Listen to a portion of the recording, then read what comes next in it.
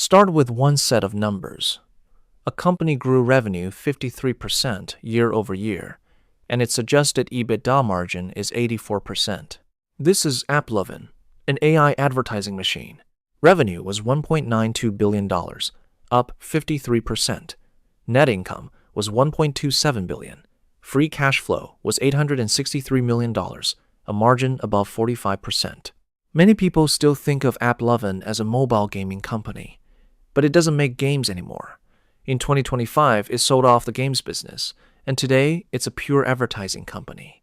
What powers it is an AI ad recommendation engine called AXON.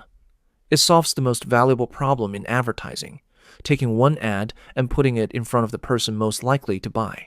In gaming, that engine has been proven exhaustively, and that's where the 84% margin comes from. But the real story is the second act, moving from gaming ads into e-commerce and consumer brands. In June, AppLovin did something important. It opened AXON's self-serve platform to the world. In the past, an advertiser had to be onboarded by hand.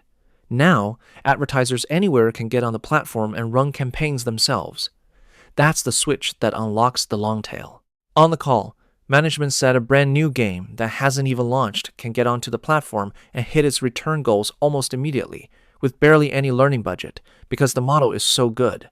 They believe the same capability can be copied into e-commerce.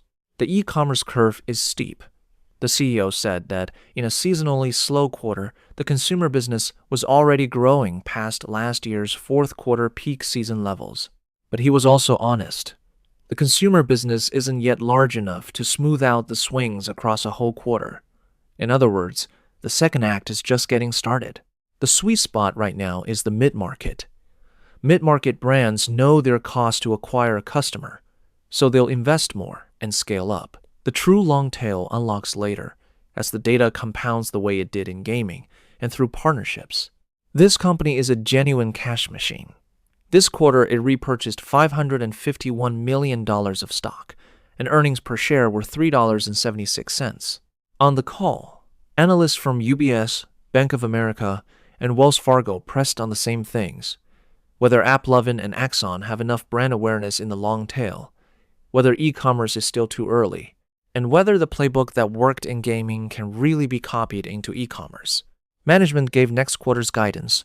Third quarter revenue is expected between $2.05 and $2.08 billion, with adjusted EBITDA margin holding at 83%. Put the quarter together, and AppLovin is a proven AI advertising machine, while the market is really pricing in its second act. 3 months from now, Q3 is the next check. Watch 3 things. First, whether e-commerce and consumer revenue keep climbing steeply. Second, whether opening self-serve actually brings the long-tail advertisers in at scale. Third, whether an 84% margin can hold as it expands into new verticals. Get those 3 right, and AppLovin's second act, from gaming ads to e-commerce, is truly confirmed.